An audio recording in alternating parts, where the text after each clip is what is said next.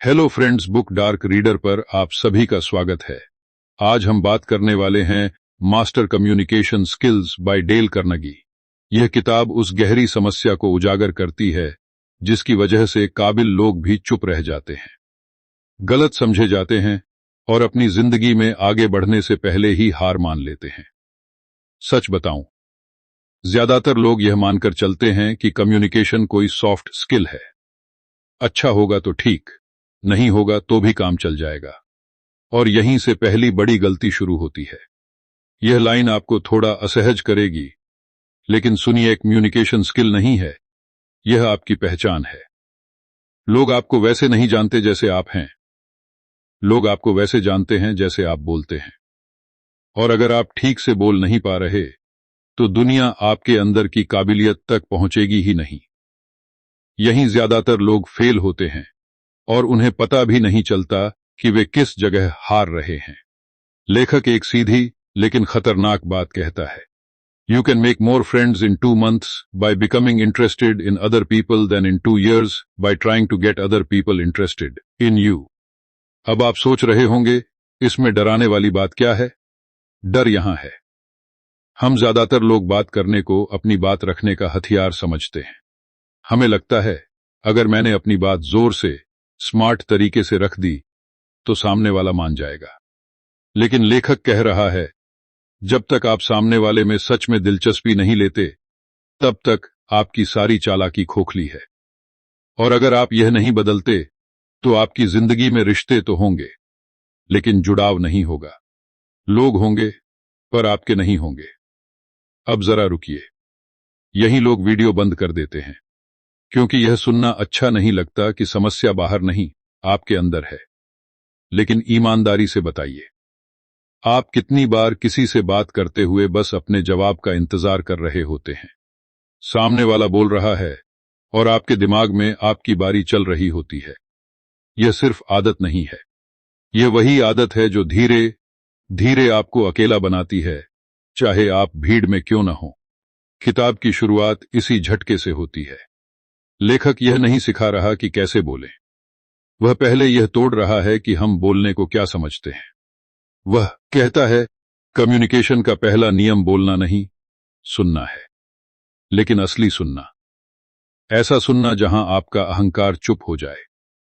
और अब यह लाइन खतरनाक हो जाती है, क्योंकि अगर आपने आज तक किसी को सच में सुना ही नहीं, तो आपने आज तक किसी को जाना ही नहीं। एक छोटी सी कहानी आती है। एक बहुत काबिल आदमी, अपने काम में शानदार, लेकिन हर मीटिंग के बाद लोग उससे दूरी बना लेते हैं। उसे लगता है लोग जलते हैं। सच यह है कि वह हर बातचीत में खुद को साबित करने में लगा रहता है। अब यह किरदार नहीं है, यह आप हैं। आपने भी यही किया है ना? हर चर्चा को बहस बना देना, हर सवाल को चुनौती समझ लेना, और फिर कहना, लोग मुझे समझते नहीं। लेखक यहां आईना पकड़ता है। वह कहता है, लोग आपको इसलिए नहीं समझते क्योंकि आप उन्हें समझने की कोशिश ही नहीं करते। You don't have to be interesting, you have to be interested. यह वाक्य एक बार ऐसे ही लिखा गया है और फिर लेखक उसे तोड़कर आपके सामने रख देता है। वह कह रहा है, आपको चमकदार शब्दों की जरूरत नहीं है, आपको दूसरे इंसान की दुनिया में झांकने की जरूरत है। और अगर आप यह नहीं सीखते तो आपकी सारी बातों में एक अजीब सा खालीपन रहेगा। लोग सुनेंगे, सिर हिलाएंगे और भूल जाएंगे। यहां एक मानसिक खतरा खड़ा होता है। अगर आप कम्युनिकेशन को कंट्रोल समझते रहे तो आप जिंदगी भर लोगों को मनाने की कोशिश करते रहेंगे, जुड़ नहीं पाएंगे। और बिना जुड़ाव के न लीडरशिप टिकती है, न रिश्ते, न आत्मविश्वास। यह सिर्फ पर्सनैलिटी का सवाल नहीं है, यह आपके भविष्य का सवाल है। लेखक आगे एक गलत धारणा तोड़ता है कि अच्छे कम्युनिकेटर पैदा होते हैं। वह साफ कहता है, यह सीखी जाने वाली चीज है, लेकिन आसान नहीं है, क्योंकि इसके लिए आपको अपनी सबसे प्यारी चीज छोड़नी पड़ती है, खुद को सही साबित करना। अब वो ईमानदारी से बताइए, आप कितनी बार सिर्फ इसलिए बहस करते हैं ताकि आखिरी बात आपकी हो, और फिर जीतने के बाद भी भीतर खालीपन रहता है। यही वह जगह है जहां यह किताब चुभती है। एक और लाइन आती है, the royal road to a person's heart is to talk about the things he or she treasures most. लेखक यह क्यों कह रहा है? क्योंकि हर इंसान अपनी कहानी का हीरो होता है, और अगर आप उस कहानी को सम्मान देते हैं तो आप बिना दबाव के दिल तक पहुंच जाते हैं। और अगर आप यह नहीं करते तो आप चाहे कितना भी सही क्यों ना हो, लोग आपसे दूर ही रहेंगे। नुकसान, आप सही होते हुए भी अकेले रह जाएंगे। अब जरा सोचिए, आपने समझा, आपने आजमाया, अगली बातचीत में आपने थोड़ा ज्यादा सुना, थोड़ा कम टोका, और हां, आप अटके, मन बार बार बोला, अब मेरी बारी, गलती हुई, आपने फिर बीच में बोल दिया, लेकिन कुछ सेकंड बाद आपने खुद को रोका। यह छोटी जीत है, और यही लेखक चाहता है, परफेक्शन नहीं, प्रोग्रेस। लेकिन यहां एक असहज सच्चाई आती है। जैसे जैसे आप सुनना सीखते हैं, आपको पता चलता है कि सामने वाले के अंदर कितना दर्द, कितना डर छुपा है, और यह संभालना आसान नहीं होता। इसलिए ज्यादातर लोग वापस पुराने तरीके पर लौट जाते हैं। सवाल यह नहीं है कि आप सीख सकते हैं या नहीं, सवाल यह है, क्या आप असहज होने के लिए तैयार हैं? क्योंकि अगर आप यह नहीं बदलते तो एक दिन आप यह कहते रह जाएंगे, मैंने सब कुछ किया, फिर भी लोग मुझे समझ नहीं पाए। और यहीं से असली समस्या शुरू होती है। अब जरा आगे बढ़ते हैं, लेकिन आराम से नहीं, क्योंकि अगर आपने पिछली बात सच में सुनी थी तो आपके भीतर थोड़ी सी बेचैनी अभी भी होनी चाहिए। अगर नहीं है तो या तो आपने खुद से झूठ बोला, या फिर आपने उस आईने में ठीक से देखा ही नहीं जो आपके सामने रखा गया था। अब लेखक एक और खतरनाक जगह पर हाथ रखता है। वह कहता है, ज्यादातर लोग यह मानते हैं कि बातचीत का मकसद सही होना है, सही तर्क, सही जवाब, सही जानकारी। और सच बताऊं, यही सोच आपकी बातचीत को जहर बना देती है, क्योंकि जैसे ही सही होना आपका लक्ष्य बनता है, सामने वाला आपका दुश्मन बन जाता है। और आप नोटिस भी नहीं करते कि कब एक साधारण बातचीत एक ठंडी जंग में बदल गई। यह बात सुनना अच्छा नहीं लगेगा, लेकिन ईमानदारी से बताइए, आप कितनी बार बातचीत इसलिए नहीं हारना चाहते क्योंकि आपको लगता है हार गए तो आपकी कीमत कम हो जाएगी। लेखक साफ साफ कहता है, जब आप बहस जीतते हैं तब भी आप हार जाते हैं, क्योंकि सामने वाले का मन नहीं बदलता, बस उसका दिल बंद हो जाता है। You can't win an argument. यह लाइन लेखक एक बार ज्यों की त्यों लिखता है। अब इसे जरा धीरे धीरे समझिए। वह यह नहीं कह रहा कि सच मायने नहीं रखता, वह कह रहा है कि इंसान सच से नहीं, सम्मान से बदलता है। अगर आपने किसी को नीचा दिखाकर सही साबित कर दिया तो आपने उसकी सोच नहीं बदली, आपने बस उसके अहंकार को चोट पहुंचाई। और चोट खाया हुआ अहंकार कभी आपका साथ नहीं देता। यहीं ज्यादातर लोग फेल होते हैं, क्योंकि हमें बचपन से सिखाया गया, हैगलत को गलत साबित करो। लेकिन किसी इंसान को गलत साबित करना और किसी विचार को बदलना, ये दो अलग चीजें हैं। और अगर आप यह फर्क नहीं समझे तो आप जिंदगी भर लोगों को सुधारने की कोशिश करते रहेंगे और रिश्ते बिगाड़ते रहेंगे। लेखक यहां एक छोटी लेकिन बहुत खतरनाक सलाह देता है। वह कहता है, कभी भी बातचीत की शुरुआत इस तरह मत करो तुम गलत हो, चाहे शब्दों में कहो या लहजे में, क्योंकि जैसे ही सामने वाले को लगता है कि उसकी इज्जत खतरे में है, उसका दिमाग बंद हो जाता है। अब यह सिर्फ किताब की बात नहीं है, यह आपकी रोज की जिंदगी है। आपने भी यही किया है ना? किसी को समझाने गए और बात बिगड़ गई, फिर बोले, मैं तो अच्छा ही चाहता था, लेकिन तरीका गलत था। अब एक कहानी आती है, एक मैनेजर जो हर बार अपनी टीम को सही दिशा दिखाने की कोशिश करता है। उसके पास तर्क हैं, डेटा है, अनुभव है, फिर भी लोग उसे पसंद नहीं करते। वह सोचता है लोग आलसी हैं। असल में वह हर मीटिंग में लोगों को यह एहसास दिला देता है कि वे कम हैं। अब यह किरदार नहीं है, यह आप हैं। घर में, ऑफिस में, दोस्तों के बीच, जब भी आप किसी को सुधारने के नाम पर छोटा कर देते हैं। लेखक यहां एक और लाइन देता है, show respect for the other persons opinions, never say you're wrong. इसे सीधा सीधा मत पढ़िए। इसका मतलब यह नहीं कि आप हर गलत बात मान लें। इसका मतलब है कि आप पहले इंसान को सुरक्षित महसूस कराएं, क्योंकि डरा हुआ इंसान सीख नहीं सकता। अब आप सोच रहे होंगे, तो फिर बात कैसे रखूं? यही किताब आपको अगला औजार देती है। लेखक कहता है, अपनी बात को सुझाव की तरह रखो, फैसला नहीं। मुझे ऐसा लगता है कहकर शुरू करो, तुम ऐसा ही हो कहकर नहीं। यह फर्क छोटा लगता है, लेकिन असर बहुत बड़ा है। यह सामने वाले को मौका देता है सोचने का, बचाव करने का नहीं। यहां एक मानसिक खतरा फिर से खड़ा होता है।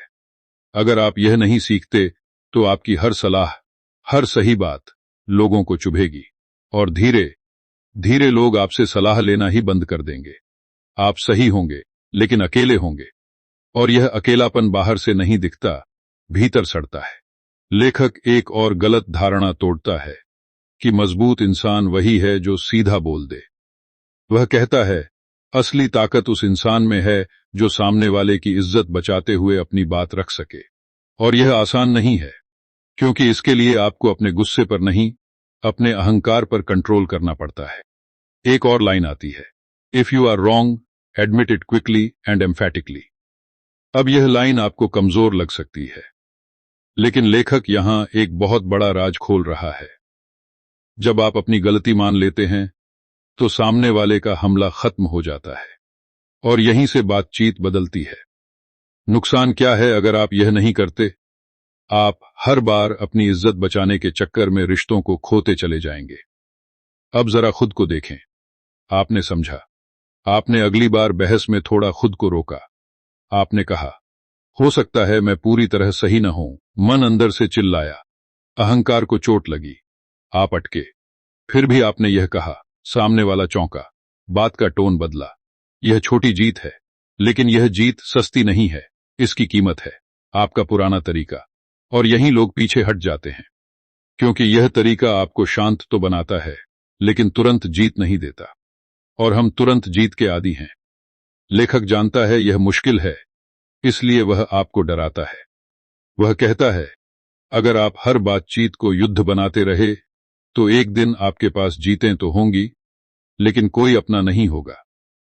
यह बात सुनना अच्छा नहीं लगेगा, लेकिन अगर आप खुद से झूठ बोल रहे हैं, तो आगे मत सुनिए, क्योंकि अगला कदम और भी असहज है। अब सवाल यह नहीं है कि आप दूसरों से कैसे बात करते हैं। सवाल यह है, आप खुद को कितना सही साबित करना चाहते हैं। और अगर आप अब भी हर बातचीत में मैं को बचाने में लगे हैं, तो एक बात आपको सुननी ही पड़ेगी। अब जरा और गहराई में उतरते हैं, और यह हिस्सा थोड़ा खतरनाक है, क्योंकि यहां लेखक आपकी बोलने की शैली पर नहीं, आपकी नीयत पर सवाल उठाता है। और जब नीयत पर सवाल आता है, तब दिमाग नहीं, सीधा अहंकार हिलता है। सच बताऊं, ज्यादातर लोग यह मानते हैं कि वे दूसरों को प्रभावित करने के लिए बोलते हैं, लेकिन लेखक कहता है, नहीं, ज्यादातर लोग दूसरों को कंट्रोल करने के लिए बोलते हैं। फर्क समझ में आ रहा है। प्रभावित करना मतलब सामने वाले को साथ लाना, कंट्रोल करना मतलब सामने वाले को झुका देना। और यह दूसरी चीज बातचीत को जहरीला बना देती है, चाहे शब्द कितने ही मीठे क्यों ना हो। यह लाइन आपको थोड़ा असहज करेगी जब भी आप किसी से बात करते हैं। सामने वाला अनजाने में यह महसूस करता है कि आप उससे क्या चाहते हैं, और अगर उसे यह लगा कि आप उसे इस्तेमाल कर रहे हैं, तो वह कभी पूरी तरह खुलकर आपके सामने नहीं आएगा। यहीं ज्यादातर लोग फेल होते हैं, क्योंकि उन्हें लगता है कि लोग उनकी बात नहीं मानते। असल में लोग उन पर भरोसा नहीं करते। लेखक यहां एक बहुत सीधा लेकिन गहरा सिद्धांत रखता है। वह कहता है, इंसान वही करता है जो वह करना चाहता है। आप किसी को मजबूर नहीं कर सकते कि वह बदले, आप बस उसके भीतर इच्छा जगा सकते हैं। और अब सवाल यह है, आप बात इसलिए करते हैं कि सामने वाला बदले, या इसलिए कि वह खुद बदलना चाहे। Only way on earth to influence other people is to talk about what they want and show them how to get it. यह पंक्ति एक बार मूल भाषा में आती है, और फिर लेखक जैसे आपको झकझोर देता है। वह कह रहा है, जब तक आप सामने वाले की जरूरत, डर, चाहत नहीं समझते, तब तक आपकी बात सिर्फ शोर है। और अगर आप यह नहीं सीखते, तो आप जिंदगी भर यही कहते रहेंगे, मैंने तो साफ साफ कहा था। अब आप सोच रहे होंगे, मैं तो सही बात ही कह रहा था। लेकिन यहीं गलत धारणा टूटती है। सही बात और असरदार बात ये एक नहीं है। लेखक यह नहीं कह रहा कि आप झूठ बोलें। वह कह रहा है, सच को उस दरवाजे से अंदर ले जाओ जहां से सामने वाला सुन सके। और अगर आपने दरवाजा ही नहीं पहचाना तो सच बाहर ही खड़ा रह जाएगा। एक कहानी आती है। एक सेल्समैन जो अपने प्रोडक्ट की खूबियां रटकर बैठा है, हर ग्राहक को वही बात। नतीजा, ज्यादातर लोग मना कर देते हैं। फिर वह एक दिन तरीका बदलता है। वह पहले पूछता है, आपको सबसे ज्यादा परेशानी किस चीज से है? और फिर वही प्रोडक्ट उस परेशानी के जवाब की तरह रखता है। बिक्री बढ़ जाती है। अब यह सिर्फ कहानी नहीं, यह आपकी आदत है। आप भी पहले अपनी बात रखते हैं, सामने वाले की जरूरत नहीं पूछते। लेखक यहां आईना दिखाता है। वह कहता है, अगर आप चाहते हैं कि लोग आपकी बात माने, तो पहले उन्हें यह महसूस कराइए कि आप उनकी बात समझते हैं। यह सुनने में सरल है, करने में नहीं, क्योंकि इसके लिए आपको अपनी स्क्रिप्ट छोड़नी पड़ती है। और मन को स्क्रिप्ट छोड़ना पसंद नहीं होता। यहां एक मानसिक खतरा फिर से खड़ा होता है। अगर आप हर बातचीत को अपने एजेंडा से शुरू करते हैं, तो लोग आपको सुनेंगे तो सही, लेकिन दूरी बनाकर। और धीरे धीरे यह दूरी आदत बन जाती है। फिर आप कहते हैं, लोग बदल गए हैं। सच यह है, लोग नहीं बदले, आपकी ऊर्जा ने उन्हें दूर कर दिया। लेखक एक और बात कहता है जो अक्सर नजरअंदाज हो जाती है। वह कहता है, लोग तर्क से नहीं, भावना से चलते हैं, और फिर तर्क से अपने फैसले को सही ठहराते हैं। यह लाइन खतरनाक है, क्योंकि यह आपकी अब तक की सोच को उलट देती है। आप सोचते थे कि पहले समझाओ, फिर मानेंगे। असल में पहले महसूस करेंगे, फिर समझने का बहाना ढूंढेंगे। अब जरा खुद को देखिए। आपने किसी को सलाह दी, तर्क दिए, सामने वाला चुप रहा। आपने समझा, मान गया, लेकिन कुछ बदला नहीं। क्यों? क्योंकि आपने उसके डर को छुआ ही नहीं, आपने उसके नुकसान को दिखाया ही नहीं। और बिना मानसिक खतरे के इंसान हिलता नहीं है। लेखक यहां आपको रोकता है। वह कहता है, डराओ नहीं, लेकिन सच दिखाओ। यह फर्क बहुत बारीक है। डराना मतलब सामने वाले को छोटा करना, सच दिखाना मतलब उसे आईना देना। और यह तभी संभव है जब आपकी नीयत साफ हो। अगर नीयत में कंट्रोल है, तो शब्द जहर बन जाते हैं। एक और पंक्ति आती है, try honestly to see things from the other person's point of view. इसे हल्के में मत लीजिए। लेखक यह क्यों कह रहा है? क्योंकि जब तक आप सामने वाले की जगह खुद को नहीं रखते, तब तक आपकी सारी सलाह ऊपर से आती रहेगी। और ऊपर से आई बात अक्सर सिर पर नहीं, दिल पर चोट करती है। आपने समझा। आपने अगली बातचीत में खुद को रोका। आपने पहले सवाल पूछा। मन भीतर से बोला, समय बर्बाद हो रहा है। आप अटके। फिर भी आपने सुना। सामने वाले ने कुछ ऐसा कहा जो आपने पहले कभी नहीं सुना था। आपको झटका लगा। यही वह पल है जहां सीख शुरू होती है। लेकिन यहीं ज्यादातर लोग वापस लौट जाते हैं, क्योंकि यह रास्ता आपको कम स्मार्ट दिखाता है, भले ही आप भीतर से ज्यादा समझदार बन रहे हों। और यही असहज सच्चाई है। बेहतर कम्युनिकेशन आपको तुरंत ताकतवर नहीं बनाता। पहले वह आपको विनम्र बनाता है। और अगर आप विनम्र होने से डरते हैं, तो एक बात आपको सुननी ही पड़ेगी। अब यह हिस्सा थोड़ा चुप रहने की मांग करता है, क्योंकि यहां लेखक शब्दों की नहीं, उन शब्दों के पीछे छुपी आवाज की बात करता है। और यहीं ज्यादातर लोग धोखा खा जाते हैं। उन्हें लगता है उन्होंने सही शब्द चुन लिए, अब बात बन जाएगी। लेकिन सच यह है, लोग शब्द नहीं सुनते, लोग एहसास सुनते हैं। सच बताऊं, आपने भी कभी किसी से यह कहा होगा, मैंने तो सही ही कहा था, लेकिन फिर भी बात बिगड़ गई। क्यों? क्योंकि आपका लहजा, आपकी बॉडी लैंग्वेज, आपकी आंखें, सब कुछ कुछ और ही बोल रहा था। लेखक यहां एक कड़वी सच्चाई रखता है। वह कहता है, बातचीत का ज्यादातर हिस्सा शब्दों से नहीं, उस भाव से तय होता है जिसमें शब्द बोले जाते हैं। और अगर यह भाव गलत है, तो सबसे सही बात भी गलत लगने लगती है। Your tone of voice, facial expression and posture often speak louder than your words. यह पंक्ति एक बार ज्यों की त्यों आती है। लेखक यह क्यों कह रहा है? क्योंकि इंसान पहले खतरा पहचानता है, फिर अर्थ समझता है। अगर आपके लहजे में चुभन है, तो सामने वाला आपकी बात समझने से पहले ही बचाव में चला जाता है। नुकसान यह है कि आप सोचते रह जाते हैं, मैंने तो कुछ गलत कहा ही नहीं। यहीं एक गलत धारणा टूटती है। हमें लगता है कि सच सीधा बोल देना ईमानदारी है। लेखक कहता है नहीं, सच को सही तरीके से बोलना ईमानदारी है। फर्क बहुत बारीक है, लेकिन असर बहुत गहरा। क्योंकि सीधा सच अगर बिना संवेदनशीलता के बोला जाए तो वह सच कम, हमला ज्यादा लगता है। अब एक छोटी सी स्थिति सोचिए, किसी ने गलती की, आप गुस्से में हैं, आपने कहा तुमसे हमेशा यही होता है। शब्द सच हो सकते हैं, लेकिन संदेश जहरीला है। अब यह किरदार नहीं है, यह आप हैं।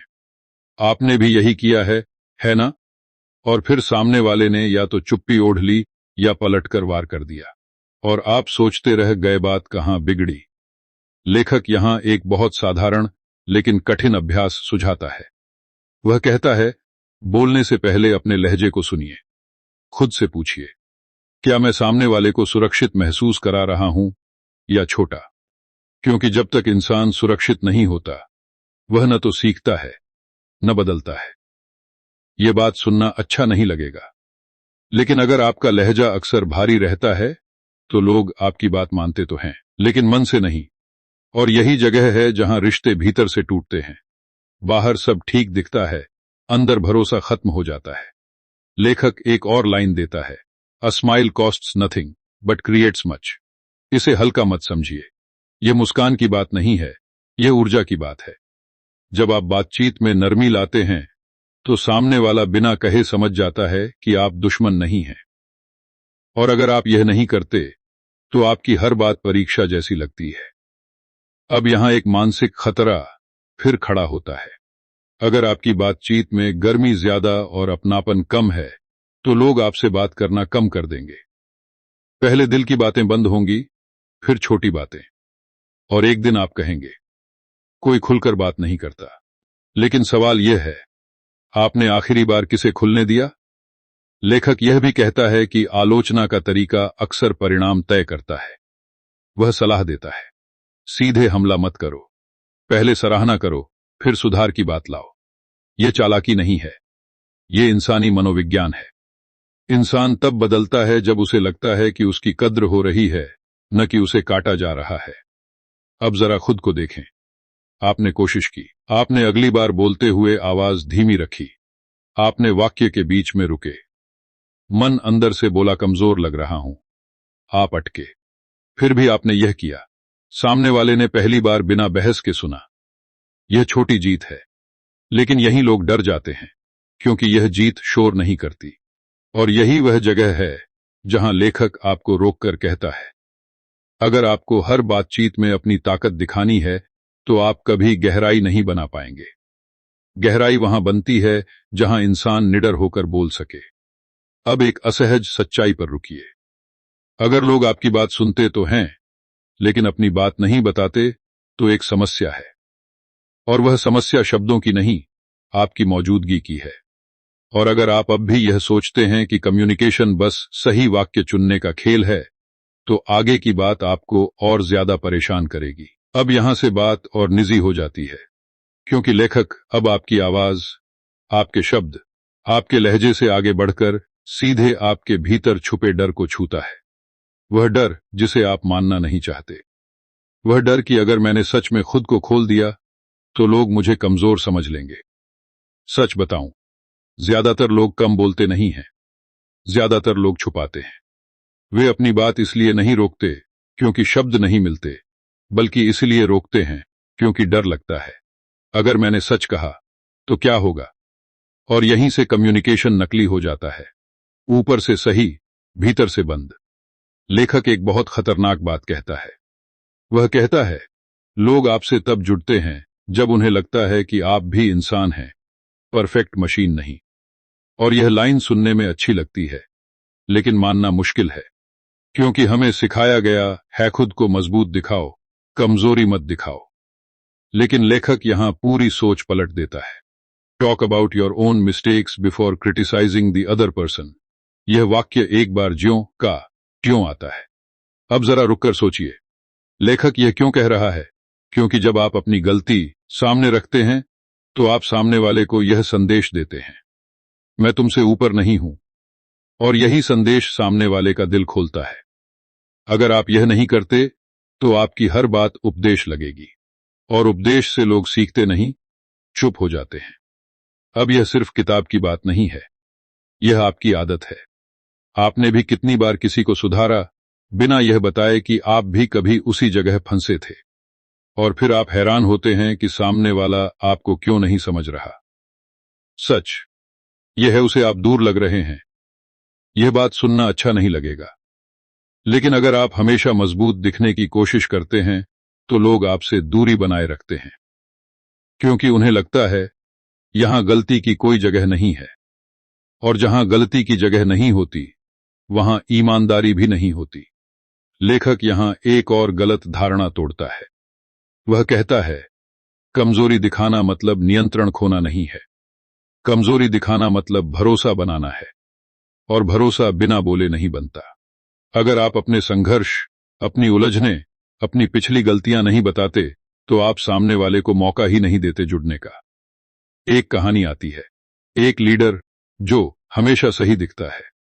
टीम उसे मानती है लेकिन उससे डरती है। फिर एक दिन वह मीटिंग में अपनी एक बड़ी गलती मान लेता है। माहौल बदल जाता है।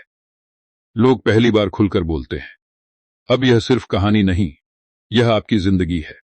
आप भी किसी के सामने सच बोलने से बचे हैं ताकि आपकी इमेज न टूटे। यहां एक मानसिक खतरा फिर खड़ा होता है। अगर आप अपनी कमजोरी छुपाते रहेंगे तो लोग भी अपनी सच्चाई छुपाएंगे। बाहर से सब ठीक लगेगा, भीतर से सब अलग थलग होगा, और एक दिन आप कहेंगे कोई भरोसेमंद नहीं है। लेकिन सच यह है, आपने ही माहौल ऐसा बनाया। लेखक एक और लाइन देता है, be hearty in your approbation and lavish in your praise. अब इसे सतही मत समझिए। यह तारीफ की बात नहीं है, यह पहचान की बात है। इंसान तब खिलता है जब उसे महसूस होता है कि कोई उसकी कोशिश देख रहा है, और अगर आप यह नहीं करते तो लोग धीरे धीरे कोशिश करना ही छोड़ देते हैं। अब जरा खुद को देखें। आपने कोशिश की, आपने अगली बार अपनी गलती मानी, दिल तेज धड़का, डर लगा, आप अटके, फिर भी आपने कहा यह मेरी गलती थी। सामने वाला चुप हुआ, फिर उसकी आंखों में कुछ बदला। यह छोटी जीत है, लेकिन यह जीत आपको थोड़ा नंगा महसूस कराती है, और इसी वजह से लोग यहां रुक जाते हैं। लेखक जानता है यह कठिन है, इसलिए वह आपको चेतावनी देता है। वह कहता है, अगर आप सिर्फ सुरक्षित बातें करेंगे तो लोग भी आपके साथ सुरक्षित ही रहेंगे। गहराई नहीं आएगी, और बिना गहराई के कम्युनिकेशन सिर्फ लेन देन बन जाता है। यह लाइन आपको थोड़ा असहज करेगी। अगर लोग आपके सामने हंसते हैं लेकिन खुलते नहीं, तो कहीं ना कहीं आप भी खुद को पूरा नहीं खोल रहे, क्योंकि खुलापन एक तरफा नहीं होता। अब सवाल यह नहीं है कि आप कितना अच्छा बोलते हैं, सवाल यह है आप कितना सच बोलने की हिम्मत रखते हैं। और अगर आप अब भी सोचते हैं कि कम्युनिकेशन सिर्फ तकनीक है, तो एक बात आपको सुननी ही पड़ेगी, क्योंकि अगली जगह पर लेखक सीधे आपके डर के सबसे गहरे कोने में उतरने वाला है। अब यहां से बात और भी असहज हो जाती है, क्योंकि लेखक अब उन शब्दों की बात करता है जो आपने कभी बोले ही नहीं, उन बातों की जो आपने गले में अटकाकर रख ली। और यहीं ज्यादातर लोग खुद से हार जाते हैं। सच बताऊं, कई रिश्ते किसी बड़ी लड़ाई से नहीं टूटते, वे धीरे धीरे खामोशी से मरते हैं। इसलिए नहीं कि कुछ गलत कहा गया, बल्कि इसलिए कि बहुत कुछ कहा ही नहीं गया। लेखक यहां एक डरावनी सच्चाई सामने रखता है, नखा बोझ बोले गए जहर से ज्यादा खतरनाक होता है। यह लाइन आपको थोड़ा असहज करेगी। जब आप किसी बात को बार बार मन में दबाते हैं तो वह बात मरती नहीं है, वह सड़ती है। और सड़ी हुई बात जब निकलती है तो साफ नहीं निकलती, वह ताने में, चुप्पी में, दूरी में बदल जाती है। और फिर आप कहते हैं, मुझे समझा ही नहीं गया। लेखक यहां एक बड़ा भ्रम तोड़ता है। हमें लगता है चुप रहना शांति है। वह कहता है, नहीं, चुप रहना अक्सर डर है। डर कि अगर मैंने कहा तो रिश्ता बिगड़ जाएगा। लेकिन वह सीधा सवाल करता है, जो रिश्ता सच से टूट जाए, क्या वह सच में जुड़ा हुआ था? Let the other person save face. यह वाक्य पहले भी आया था, लेकिन यहां उसका मतलब और गहरा हो जाता है। लेखक कहता है, सच बोलो, लेकिन इस तरह कि सामने वाला खुद को अपमानित महसूस न करे, क्योंकि इंसान सच से नहीं भागता, वह बेइज्जती से भागता है। और अगर आपने सच को बेइज्जती में लपेट दिया तो सामने वाला उसे कभी स्वीकार नहीं करेगा। अब जरा खुद को देखिए, आपने कितनी बार किसी बात को इसलिए नहीं कहा क्योंकि मूड खराब हो जाएगा, और फिर वही बात बार बार भीतर घूमती रही। अब यह सिर्फ कहानी नहीं, यह आपकी आदत है। आप टालते रहे और फिर एक दिन फट पड़े, और तब आपने कहा, मैं तो बहुत समय से सह रहा था, लेकिन सामने वाले के लिए वह अचानक हमला था। लेखक यहां एक बेहद जरूरी बात कहता है। वह कहता है, सही समय पर कही गई कठिन बात देर से कही गई नरम बात से ज्यादा सुरक्षित होती है, क्योंकि देर हो जाने पर बात सिर्फ समस्या नहीं रहती, शिकायत बन जाती है, और शिकायत कभी समाधान नहीं लाती। यहां एक मानसिक खतरा फिर खड़ा होता है। अगर आप अपनी बात कहने से डरते रहे तो आप धीरे धीरे खुद को छोटा करते रहेंगे, और जब इंसान खुद को छोटा करता है तो भीतर से गुस्सा पैदा होता है। वह गुस्सा बाहर नहीं निकलता, अंदर ही अंदर आपको कड़वा बना देता है, और कड़वाहट सबसे पहले आपकी आवाज में आती है। लेखक एक और पंक्ति देता है, begin in a friendly way. यह सुनने में बहुत साधारण है, लेकिन इसके पीछे पूरा मनोविज्ञान छुपा है। अगर आपने बात की शुरुआत ही भारी कर दी तो सामने वाला अंत तक पहुंचने से पहले ही दीवार खड़ी कर देगा, और फिर आप सोचते रहेंगे, मैंने तो बस सच कहा था। अब आप सोच रहे हो, तो क्या हर बात मीठी करके कहनी चाहिए ही? लेखक यहां साफ करता है। वह कहता है, नरमी का मतलब कमजोरी नहीं है। नरमी का मतलब है आप सामने वाले को यह भरोसा दे रहे हैं कि आप उसे खोना नहीं चाहते, सिर्फ समस्या को सुलझाना चाहते हैं। अब एक छोटी सी स्थिति सोचिए, आपको किसी से शिकायत है।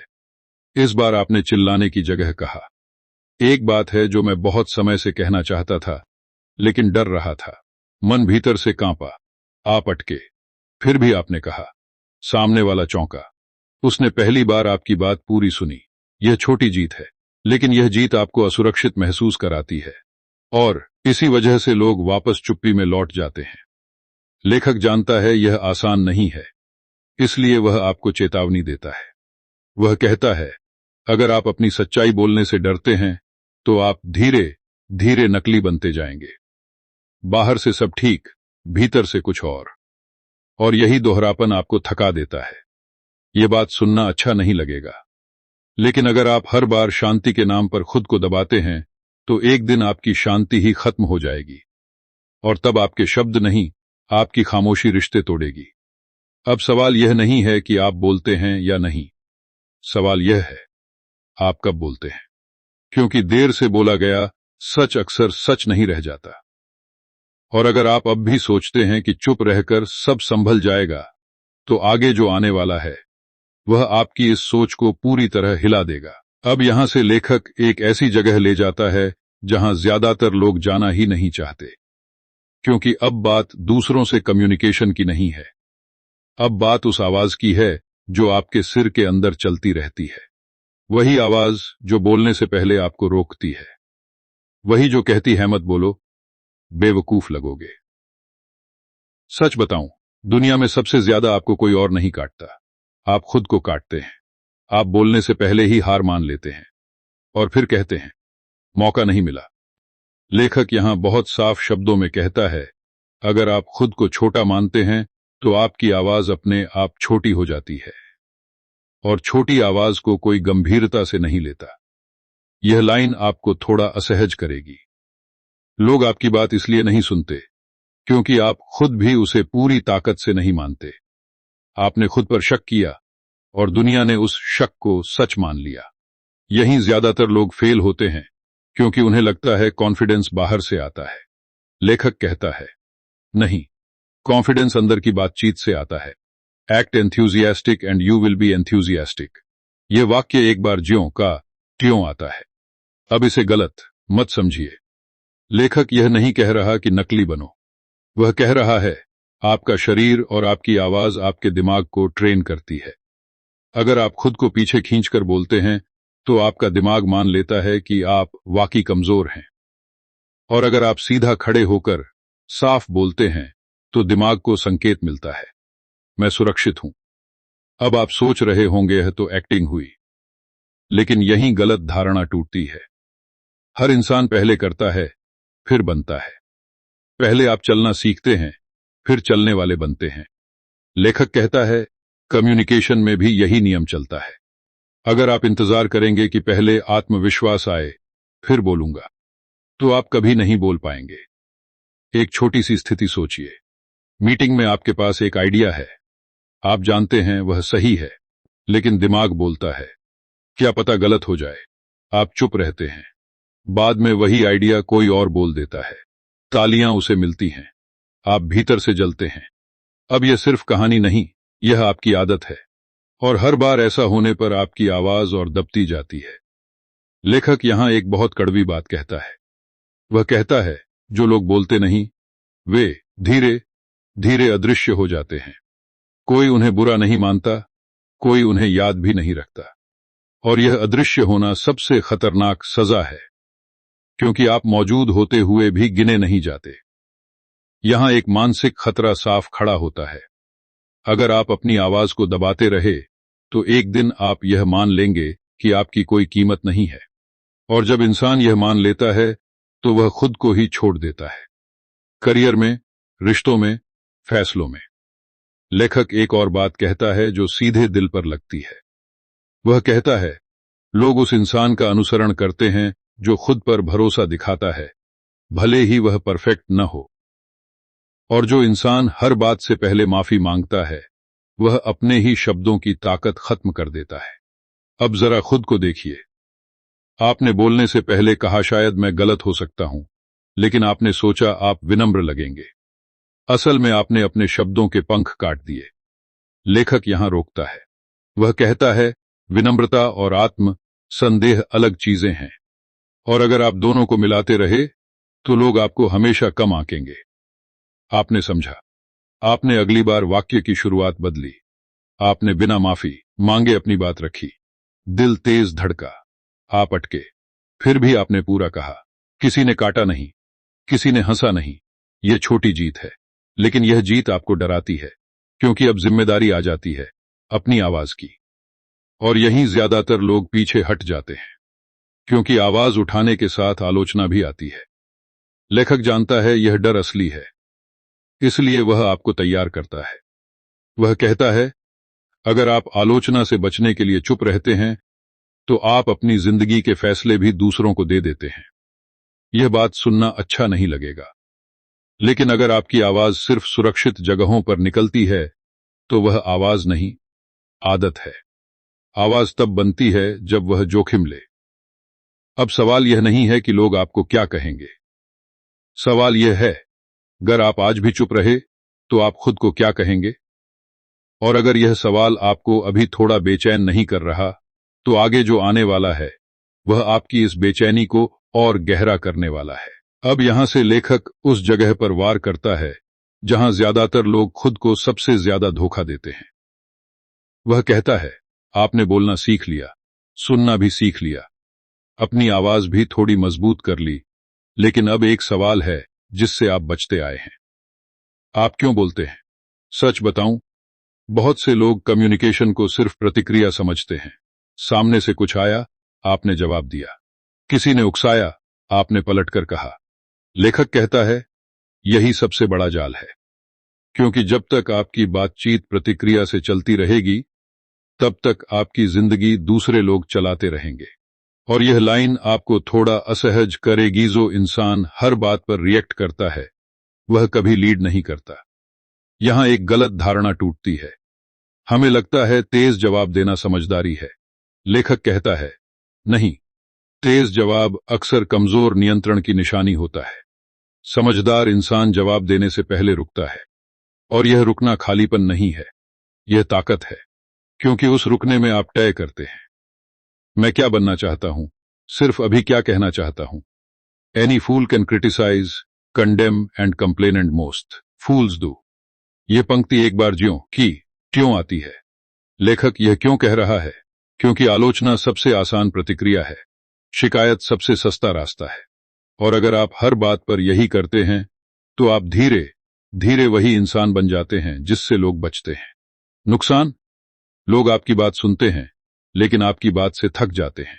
अब जरा खुद को देखें, किसी ने गलती की, आपने तुरंत टोका, मन को तसल्ली मिली, लेकिन रिश्ता 1 इंच पीछे चला गया। अब यह सिर्फ कहानी नहीं, यह आपकी आदत है।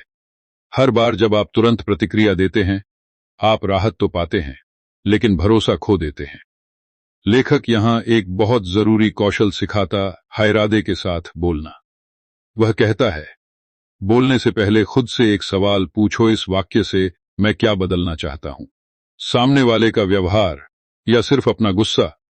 अगर जवाब दूसरा है तो चुप रहना ज्यादा समझदारी है। यह बात सुनना अच्छा नहीं लगेगा, लेकिन ज्यादातर लोग इसलिए बोलते हैं ताकि उनका मन हल्का हो जाए, सामने वाले का नहीं। और यही वजह है कि बातचीत के बाद आप शांत होते हैं लेकिन सामने वाला भारी हो जाता है। यहां एक मानसिक खतरा फिर खड़ा होता है। अगर आप अपनी भावनाओं को बिना दिशा के बाहर निकालते रहे तो लोग आपको अस्थिर समझने लगेंगे। वे आपकी बात का वजन नहीं, आपके मूड का इंतजार करेंगे। और यह स्थिति बहुत खतरनाक है, क्योंकि फिर आपकी सही बात भी उसी दिन मानी जाएगी जिस दिन आप शांत हों। लेखक एक और गहरी बात कहता है। वह कहता है, हर लड़ाई लड़ने लायक नहीं होती और हर सच हर समय बोलने लायक नहीं होता। अब यह लाइन सुनकर आपको लग सकता है, तो क्या झूठ बोले? नहीं, लेखक यहां टाइमिंग की बात कर रहा है। सच अगर गलत समय पर बोला जाए तो वह सच नहीं, विस्फोट बन जाता है। एक छोटी सी स्थिति सोचिए, आप थके हुए हैं, सामने वाला भी थका है, बात उठी, आपने सच कह दिया, बात बिगड़ गई। बाद में आप सोचते हैं, अगर कल कहते तो बेहतर होता। यही वह समझ है जिसकी कमी ज्यादातर लोगों को भारी पड़ती है, क्योंकि वे सही बात को भी गलत समय पर फेंक देते हैं। लेखक यहां एक और पंक्ति देता है, When dealing with people, remember you are not dealing with creatures of logic, but creatures of emotion. यह लाइन खतरनाक है, क्योंकि यह आपको जिम्मेदार बनाती है। अगर सामने वाला भावनात्मक है, तो सिर्फ तर्क से काम नहीं चलेगा। और अगर आप यह नहीं मानते, तो आप बार बार दीवार से सिर टकराते रहेंगे। अब जरा अपने अनुभव पर जाए। आपने किसी को शांत होने का समय दिया, आपने तुरंत जवाब नहीं दिया, भीतर आग लगी रही, आप अटके, फिर कुछ घंटों बाद बात की, शब्द वही थे, असर अलग था। यह छोटी जीत है, लेकिन यह जीत आपको अनुशासन सिखाती है, और अनुशासन मन को पसंद नहीं आता। यही लोग वापस पुराने तरीके पर लौट जाते हैं, क्योंकि प्रतिक्रिया देना आसान है, रुककर बोलना कठिन। लेकिन लेखक साफ चेतावनी देता है, जो इंसान हर बात पर तुरंत बोलता है, वह अपनी भाषा का मालिक नहीं होता, भाषा उसकी मालिक बन जाती है। यह लाइन आपको थोड़ा असहज करेगी। अगर आपकी बातचीत ज्यादातर पछतावे से भरी है, मुझे ऐसा नहीं कहना चाहिए था, तो समस्या शब्दों में नहीं, नियंत्रण में है। अब सवाल यह नहीं है कि आप बोल सकते हैं या नहीं, सवाल यह है, क्या आप तय कर सकते हैं कि कब बोलना है और कब नहीं? क्योंकि यही फर्क है असरदार इंसान और शोर करने वाले इंसान। और अगर आपको लगता है कि चुप रहना हार है, तो आगे जो आने वाला है वह इस सोच को पूरी तरह तोड़ने वाला है।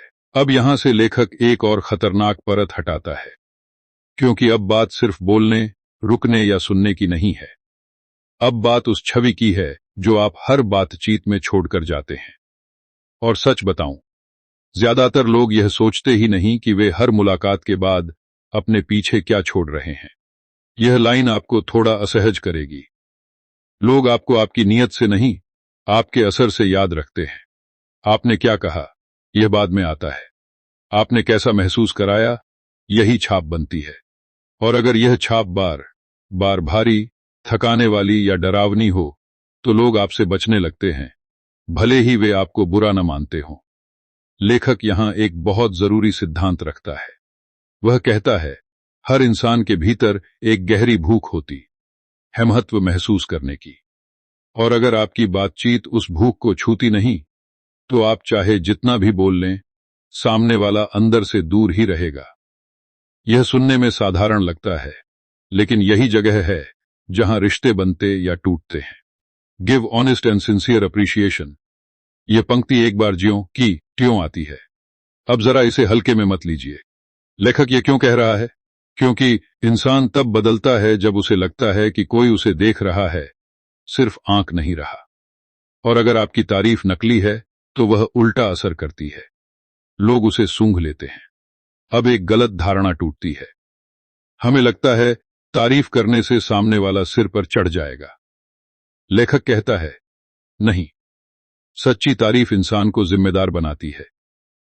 जब किसी को महसूस होता है कि उसकी कोशिश मायने रखती है, तो वह खुद को बेहतर रखने की कोशिश करता है। और अगर आप यह नहीं करते, तो लोग सिर्फ न्यूनतम करेंगे। अब जरा खुद को देखें। आपने कितनी बार किसी की मेहनत को बिना बोले मान लिया? आपने सोचा उसे पता ही होगा। नहीं, लोगों को पता नहीं चलता, और जब उन्हें सुनाई नहीं देता तो वे मान लेते हैं कि कोई देख नहीं रहा। अब यह सिर्फ कहानी नहीं, यह आपकी आदत है। लेखक यहां एक और गहरी बात जोड़ता है। वह कहता है, बातचीत में दूसरों को चमकने दो। हर बार खुद को आगे मत रखो, क्योंकि जो इंसान दूसरों को मंच देता है वही असल में मंच का मालिक बनता है। और यह लाइन सुनने में उल्टी लगती है, लेकिन असर में सबसे सीधी है। यहां एक मानसिक खतरा फिर खड़ा होता है। अगर आप हर बातचीत में खुद को साबित करने में लगे रहते हैं, तो लोग आपकी मौजूदगी को प्रतियोगिता समझने लगेंगे। और प्रतियोगिता में जुड़ाव नहीं होता, बस दूरी होती है। धीरे धीरे लोग आपके सामने खुद को छोटा रखने लगेंगे या दूर रहने लगेंगे।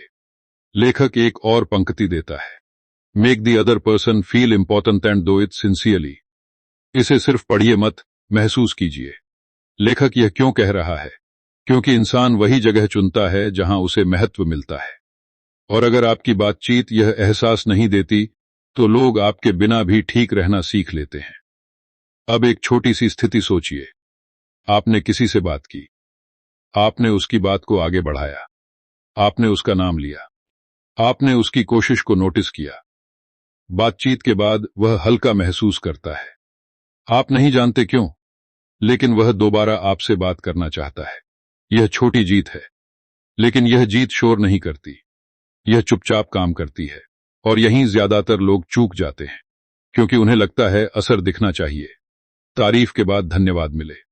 नहीं, लेखक यहां धैर्य सिखाता है। वह कहता है, असर तुरंत नहीं दिखता, लेकिन गहरा होता है। यह बात सुनना अच्छा नहीं लगेगा, लेकिन अगर आपकी मौजूदगी के बाद लोग राहत की सांस नहीं लेते, तो कहीं न कहीं आप सिर्फ बोल रहे हैं, जोड़ नहीं रहे। अब सवाल यह नहीं है कि आप कितनी स्मार्ट बातें करते हैं। सवाल यह है, आपकी बातचीत के बाद सामने वाला खुद को कैसा महसूस करता है। और अगर आपको लगता है कि लोग आपको याद नहीं रखते, तो शायद अगली जगह पर लेखक आपको वह वजह दिखाने वाला है जिसे आप अब तक नजरअंदाज करते आए हैं। अब यहां से लेखक एक ऐसी सच्चाई सामने रखता है जिससे ज्यादातर लोग भागते हैं, क्योंकि अब बात इस पर आ जाती है कि आपकी बातचीत सिर्फ दूसरों पर क्या असर डालती है, यह नहीं, बल्कि यह कि वह आपको अंदर से क्या बना रही है। सच बताऊं, हर बातचीत के बाद आप या तो थोड़ा और खुले इंसान बनते हैं, या थोड़ा और सख्त। बीच का रास्ता नहीं होता। और यही वह बात है जिसे लोग नोटिस नहीं करते। उन्हें लगता है कम्युनिकेशन बाहर का खेल है। लेखक कहता है, नहीं, यह भीतर का अभ्यास है। आप जैसे बोलते हैं, वैसे ही बनते चले जाते हैं। यह लाइन आपको थोड़ा असहज करेगी। अगर आप लगातार शिकायत करते हैं, तो आप शिकायत करने वाले इंसान बन जाते हैं। अगर आप लगातार आलोचना करते हैं, तो आप आलोचक बन जाते हैं। और फिर एक दिन आप खुद को पसंद नहीं करते, लेकिन तब तक आदत इतनी गहरी हो चुकी होती है कि वापसी मुश्किल लगने लगती है। लेखक यहां एक बहुत सीधा नियम देता है। वह कहता है, शब्द आदत बनते हैं, आदत स्वभाव बनती है, और स्वभाव आपकी पहचान। अगर आपकी ज्यादातर बातचीत नकारात्मक है, तो आप चाहे जितना भी मुस्कुरा लें, भीतर से आप भारी ही रहेंगे। डोंट क्रिटिसाइज, कंडेम और कंप्लेन। ये पंक्ति एक बार ज्यों की त्यों आती है। अब इसे नैतिक उपदेश मत समझिए। लेखक यह क्यों कह रहा है? क्योंकि आलोचना सामने वाले को नहीं, पहले आपको नुकसान पहुंचाती है। वह आपके दिमाग को इस तरह ट्रेन करती है कि आप हर चीज में कमी ढूंढने लगते हैं, और जो इंसान कमी ढूंढता है वह कभी संतुष्ट नहीं होता। अब एक गलत धारणा टूटती है। हमें लगता है शिकायत करना हमें हल्का कर देता है। लेखक कहता है, नहीं, शिकायत आपको और भारी बनाती है, क्योंकि हर शिकायत यह पक्का करती है कि आप खुद को बेबस मान रहे हैं, और जो इंसान खुद को बेबस मान ले, उसकी आवाज में ताकत नहीं रहती। अब जरा खुद को देखें। आपने दिन भर में कितनी बार किसी चीज पर तंज कसा, किसी व्यवस्था को, किसी इंसान को, किसी हालात को। उस समय आपको लगा सच बोल रहा हूं, लेकिन शाम को भीतर थकान थी। अब यह सिर्फ कहानी नहीं, यह आपकी रोज की जिंदगी है। यहां एक मानसिक खतरा फिर खड़ा होता है। अगर आपकी बातचीत ज्यादातर नकारात्मक रही, तो लोग आपसे दूरी नहीं बनाएंगे क्योंकि आप बुरे हैं, बल्कि इसलिए क्योंकि आप भारी हैं। और कोई भी इंसान रोज रोज भारीपन नहीं उठाना चाहता। लेखक यहां एक और गहरी बात जोड़ता है। वह कहता है, आप हर किसी को नहीं बदल सकते, लेकिन आप हर बातचीत में अपना रवैया चुन सकते हैं, और यही चुनाव धीरे धीरे आपकी जिंदगी बदल देता है। यह बात सुनने में हल्की लगती है, लेकिन असर में बहुत बड़ी है। अब एक छोटी सी स्थिति सोचिए। वही हालात, वही इंसान, वही समस्या। इस बार आपने शिकायत नहीं की, आपने सवाल पूछा, आपने समाधान की बात की। बाहर कुछ नहीं बदला, लेकिन भीतर कुछ शांत हुआ। यह छोटी जीत है, लेकिन यह जीत आपको चुप नहीं कराती, यह आपको स्पष्ट बनाती है।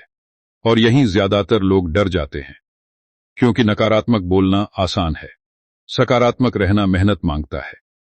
लेखक जानता है यह मेहनत असहज है, इसलिए वह साफ कहता है, अगर आप आसान रास्ता चुनते रहे, तो आप वही इंसान बने रहेंगे जो आप आज हैं। यह बात सुनना अच्छा नहीं लगेगा, लेकिन अगर आपकी ज्यादातर बातचीत के बाद आप खुद थके हुए महसूस करते हैं, तो समस्या दूसरों में नहीं है, समस्या उस आदत में है जिसे आपने बोलने के नाम पर पाल लिया है।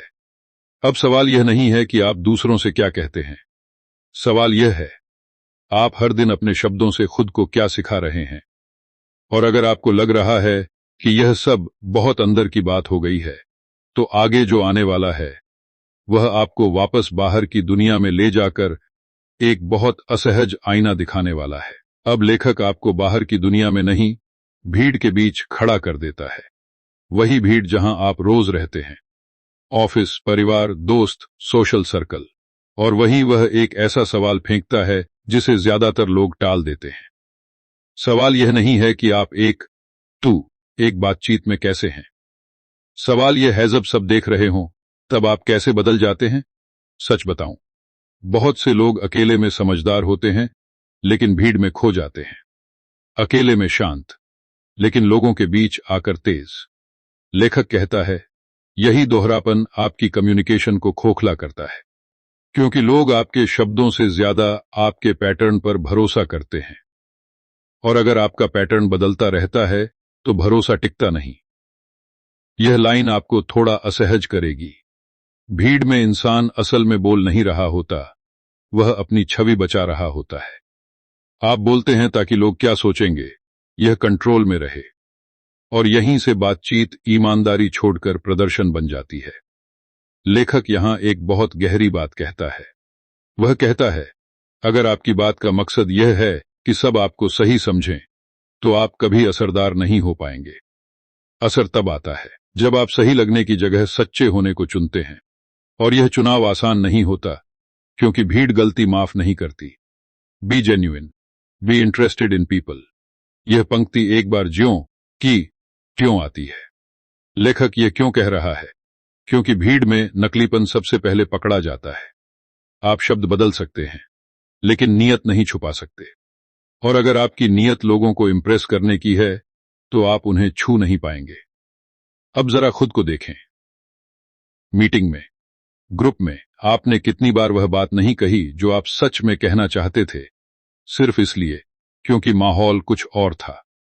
और फिर बाद में आपने खुद को समझाया भी सही समय नहीं था। लेकिन सच यह है, आपने जोखिम नहीं लिया। यहां एक मानसिक खतरा फिर खड़ा होता है। अगर आप हर बार भीड़ के हिसाब से खुद को मोड़ते रहे, तो एक दिन आपको खुद याद नहीं रहेगा कि आप असल में सोचते क्या हैं।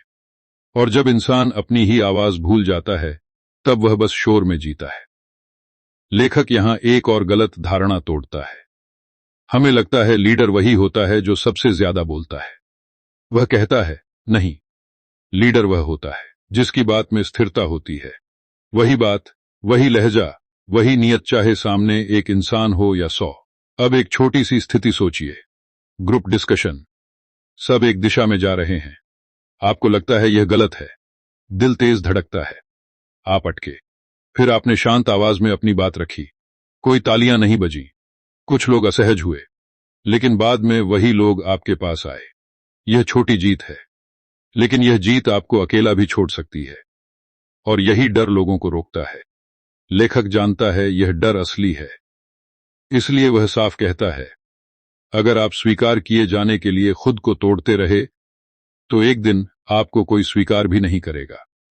क्योंकि लोग उस इंसान को फॉलो करते हैं जो अंदर से जुड़ा हुआ हो, बिखरा हुआ नहीं। यह बात सुनना अच्छा नहीं लगेगा, लेकिन अगर आप भीड़ में खुद को खो देते हैं, तो आपकी कम्युनिकेशन स्किल चाहे जितनी अच्छी हो, आपकी पहचान कमजोर रहेगी। अब सवाल यह नहीं है कि आप लोगों के सामने कैसे बोलते हैं। सवाल यह है, क्या आप हर जगह एक ही इंसान हैं? और अगर इस सवाल ने आपको थोड़ी बेचैनी दी है, तो आगे जो आने वाला है वह आपको उस जगह ले जाएगा जहां से ज्यादातर लोग वापस मुड़ जाते हैं। अब लेखक आपको उस जगह ले जाता है जहां ज्यादातर लोग रुकना नहीं चाहते। क्योंकि अब सवाल यह नहीं रह जाता कि आप क्या कहते हैं, कैसे कहते हैं या किसके सामने कहते हैं। अब सवाल यह बन जाता है, जब कोई आपकी बात नहीं मानता, तब आप अंदर से क्या बन जाते हैं। सच बताऊं, असली कम्युनिकेशन वहां शुरू होता है जहां अस्वीकृति आती है। जब सामने वाला सिर हिलाकर नहीं मानता, जब वह आपकी बात काट देता है, जब वह चुप हो जाता है। और यहीं ज्यादातर लोग टूट जाते हैं। बाहर से शांत, अंदर से घायल। और फिर वही घायल इंसान अगली बातचीत में और ज्यादा तेज और ज्यादा रक्षात्मक बन जाता है। यह लाइन आपको थोड़ा असहज करेगी। जिस इंसान को ना सहन करना नहीं आता, वह कभी असरदार संवाद नहीं कर सकता, क्योंकि हर ना उसे अपने अस्तित्व पर हमला लगती है। और जब बातचीत अस्तित्व की लड़ाई बन जाए, तब समझदारी खत्म हो जाती है। लेखक यहां एक बहुत गहरी बात कहता है। वह कहता है, सामने वाला आपकी बात नहीं मान रहा, इसका मतलब यह नहीं कि वह आपको ठुकरा रहा है। लेकिन ज्यादातर लोग यही मान लेते हैं, और यही गलत धारणा रिश्तों को चुपचाप जला देती है। अब जरा खुद को देखें। आपने कोई सुझाव दिया, सामने वाले ने कहा मुझे नहीं लगता। आपके भीतर कुछ टूट गया। आपने तुरंत दूरी बना ली, या आपने आवाज ऊंची कर ली। अब यह सिर्फ कहानी नहीं, यह आपकी आदत है, क्योंकि आपको ना सुनने की ट्रेनिंग कभी मिली ही नहीं। लेखक यहां एक वाक्य देता है, respect the other person's right to disagree. इसे हल्के में मत लीजिए। लेखक यह क्यों कह रहा है? क्योंकि जब तक आप सामने वाले को असहमत होने का हक नहीं देते, तब तक आपकी बातचीत सौदेबाजी बन जाती है, और सौदेबाजी में भरोसा नहीं टिकता। यहां एक मानसिक खतरा फिर खड़ा होता है। अगर आप हर असहमति को व्यक्तिगत अपमान समझते रहे, तो आप धीरे धीरे लोगों से डरने लगेंगे। और डर के साथ किया गया संवाद कभी खुला नहीं होता, वह बस सतर्क होता है। लेखक एक और कड़वी सच्चाई रखता है। वह कहता है, कई बार लोग आपकी बात इसलिए नहीं मानते क्योंकि वे तैयार नहीं हैं, न कि इसलिए क्योंकि आप गलत हैं। लेकिन हम यह फर्क नहीं कर पाते। हमें तुरंत नतीजा चाहिए, तुरंत स्वीकृति। और जब वह नहीं मिलती, तो हम खुद को या सामने वाले को दोष देने लगते हैं। अब एक छोटी सी स्थिति सोचिए। आपने बात रखी, सामने वाले ने टाल दिया। इस बार आपने दबाव नहीं बनाया। आपने कहा, ठीक है, सोच लीजिए। भीतर बेचैनी थी, आप अटके, फिर भी आपने जगह दी। कुछ दिन बाद वही इंसान आपकी बात लेकर लौटा। यह छोटी जीत है, लेकिन यह जीत धैर्य मांगती है, और धैर्य मन को सबसे ज्यादा चुभता है। यहीं ज्यादातर लोग हार मान लेते हैं, क्योंकि उन्हें लगता है अगर अभी नहीं माना तो कभी नहीं मानेगा। लेखक यहां आपको रोकता है। वह कहता है, इंसान अपने समय पर बदलता है, आपके शोर पर नहीं। यह बात सुनना अच्छा नहीं लगेगा, लेकिन अगर आपकी हर बातचीत का मकसद सामने वाले को तुरंत बदलना है तो आप कभी गहराई नहीं बना पाएंगे, क्योंकि बदलाव दबाव में नहीं, सुरक्षा में आता है। लेखक एक और पंक्ति जोड़ता है, try to honestly see things from the other person's point of view. यह लाइन पहले भी आई थी, लेकिन यहां उसका मतलब और गहरा हो जाता है। अब यह सुनने की तकनीक नहीं है, यह असहमति के समय खुद को संभालने की कला है। यह मानना कि सामने वाला भी अपनी जगह सही हो सकता है, भले ही आप सहमत न हो। अब जरा अपने भीतर झांकिए। जब किसी ने आपकी बात नहीं मानी, तो क्या आपने उसे दुश्मन बना लिया या आपने उसे इंसान की तरह देखा? यही फर्क तय करता है कि आपकी बातचीत आगे बढ़ेगी या वहीं खत्म हो जाएगी। यहां एक असहज सच्चाई है। अगर आप केवल तब शांत रहते हैं जब लोग आपकी बात मानते हैं, तो आप शांत नहीं हैं, आप सिर्फ संतुष्ट हैं। और संतुष्टि खत्म होते ही आपका असली रूप बाहर आ जाता है। अब सवाल यह नहीं है कि लोग आपकी बात मानते हैं या नहीं। सवाल यह है, जब वे नहीं मानते, तब भी क्या आप वही इंसान रहते हैं? और अगर इस सवाल ने आपको भीतर से थोड़ा हिला दिया है, तो आगे जो आने वाला है वह आपको उस जगह ले जाएगा जहां कम्युनिकेशन सिर्फ रिश्तों को नहीं, आपकी पहचान को गढ़ता है। अब लेखक आपको उस आखिरी मोड़ की तरफ ले जाता है जहां कम्युनिकेशन सिर्फ एक स्किल नहीं रह जाता, वह आपकी पहचान बन जाता है। यहां से आप यह तय करते हैं कि आप ऐसे इंसान बनेंगे जिससे लोग बात करना चाहते हैं या ऐसे जिससे लोग बात टालते हैं। सच बताऊं, बहुत से लोग यह मानते हैं कि समय के साथ रिश्ते अपने आप मजबूत हो जाते हैं। लेखक इस भ्रम को सीधा तोड़ देता है। वह कहता है, रिश्ते समय से नहीं, व्यवहार से गहरे होते हैं, और हर बातचीत एक छोटा सा वोट होती है, या तो भरोसे के पक्ष में या दूरी के पक्ष में।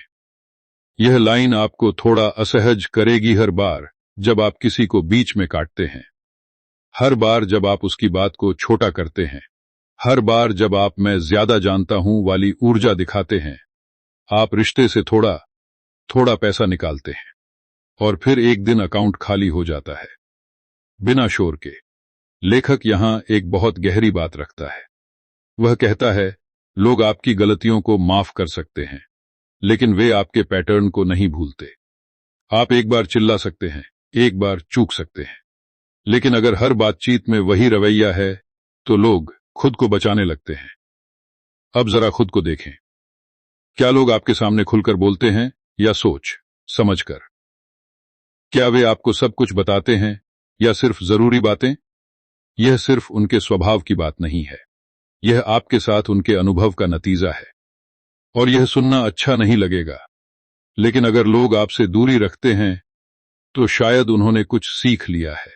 लेखक यहां एक और भ्रम तोड़ता है। वह कहता है, सम्मान मांगा नहीं जाता, कमाया जाता है। और वह कमाया जाता है तब जब आप लगातार वही इंसान बने रहते हैं, शांत, स्पष्ट और निष्पक्ष। एक दिन अच्छा, अगले दिन विस्फोट। यह पैटर्न भरोसा तोड़ देता है। Consistency is the foundation of trust. यह पंक्ति एक बार आती है। लेखक यह क्यों कह रहा है? क्योंकि इंसान अनिश्चितता से डरता है। अगर उसे नहीं पता कि आपके साथ अगली बातचीत कैसी होगी, तो वह दूरी बना लेगा, और दूरी बनने के बाद शब्द काम नहीं करते। यहां एक मानसिक खतरा फिर साफ खड़ा होता है। अगर आपकी बातचीत का असर हर दिन बदलता रहा, तो लोग आपको गंभीरता से लेना बंद कर देंगे। वे कहेंगे, आज मूड अच्छा है तो बात कर लेंगे। और यह स्थिति बहुत खतरनाक है, क्योंकि तब आपकी सबसे जरूरी बात भी समय पर नहीं सुनी जाएगी। अब एक छोटी सी स्थिति सोचिए। आप थके हुए हैं, चिढ़े हुए हैं, लेकिन फिर भी आपने आवाज काबू में रखी। आपने वही इंसान बने रहने का चुनाव किया। भीतर उबाल था, आप अटके, फिर भी आपने खुद को नहीं छोड़ा।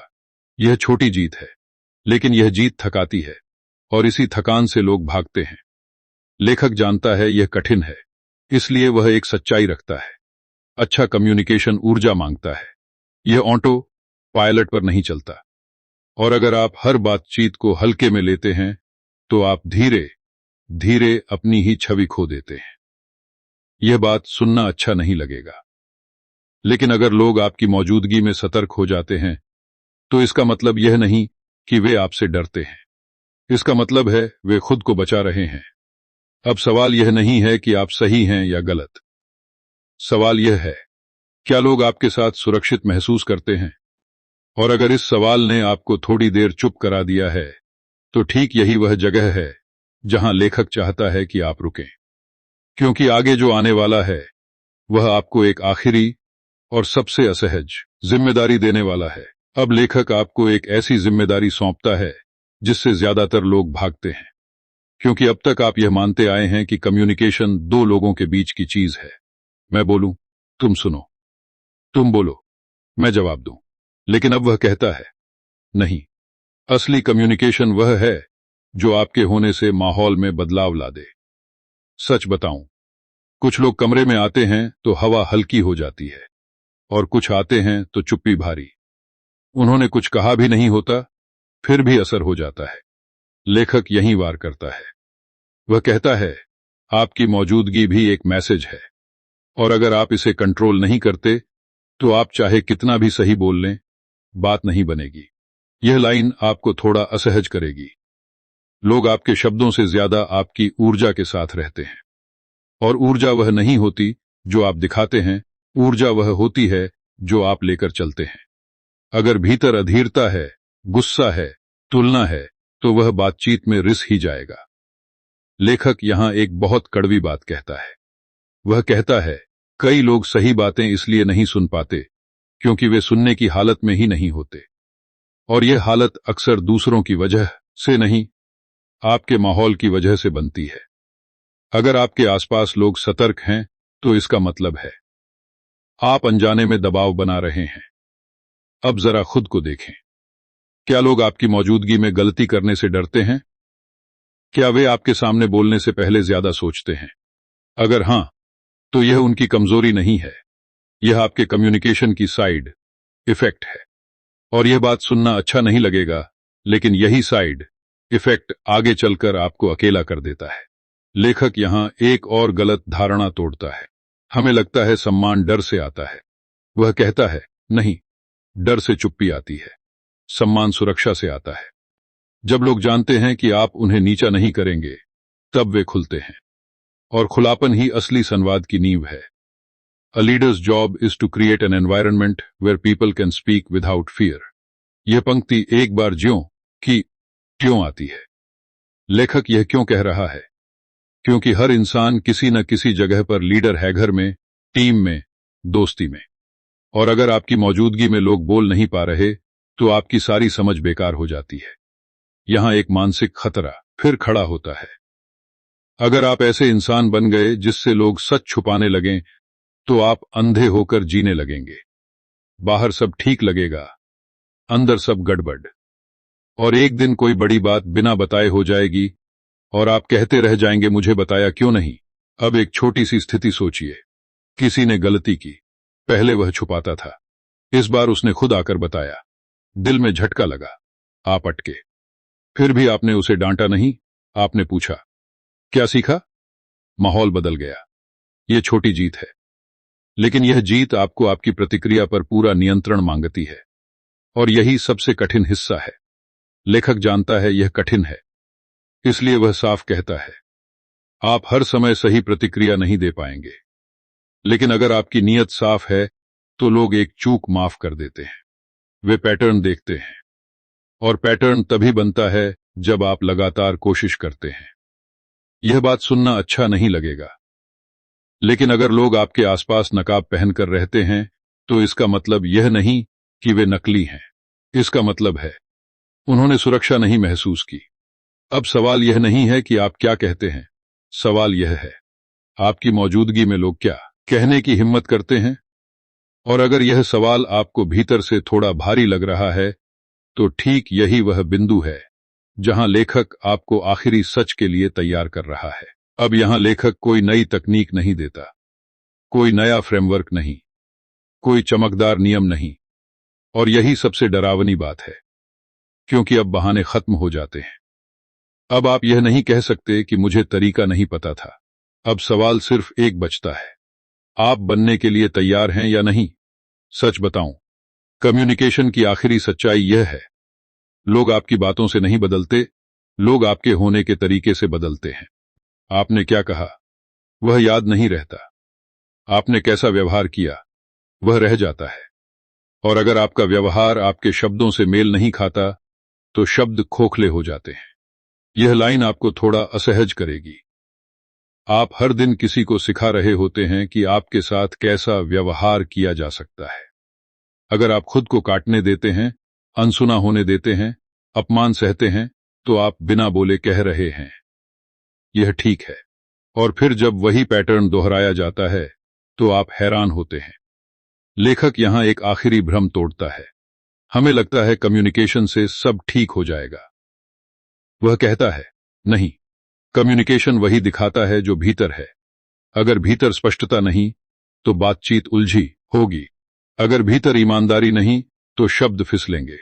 अगर भीतर डर है तो आवाज कांपेगी।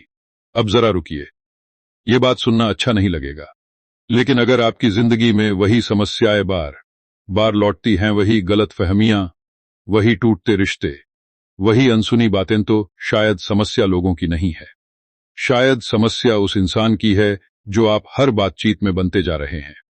लेखक एक बहुत सीधी, लगभग निर्दयी बात कहता है।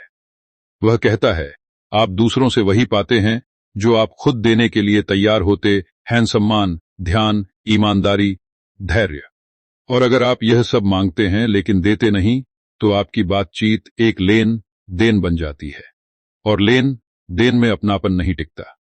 Remember that a person's name is to that person the sweetest and most important sound. यह पंक्ति एक बार आती है, अब इसे सिर्फ नाम याद रखने की टिप मत समझिए।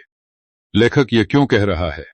क्योंकि नाम लेना मतलब इंसान को देखना, और जब आप किसी को सच में देखते हैं तो वह खुद को आपके सामने खोल देता है। अगर आप यह नहीं करते तो आप भीड़ में रहते हुए भी अकेले रह जाएंगे। अब पीछे मुड़कर देखिए, आपने इन हिस्सों में क्या किया? आपने समझा, आपने आजमाया, आप अटके, आप चूके, फिर आपने थोड़ा सुधारा। कहीं छोटी जीत मिली, कहीं निराशा। यही असली प्रोग्रेस है। लेखक कभी यह नहीं कहता कि आप परफेक्ट बन जाएंगे, वह बस इतना कहता है, आप सचेत बन जाए। यहां एक आखिरी मानसिक खतरा है। अगर आपने यह सब पढ़ा, सुना, समझा और फिर वापस पुराने तरीके पर लौट गए, तो अगली बार जब आप टूटेंगे तब आपके पास कोई बहाना नहीं होगा, क्योंकि अब आप जानते हैं। और जानकर भी न बदलना, यही असली हार होती है।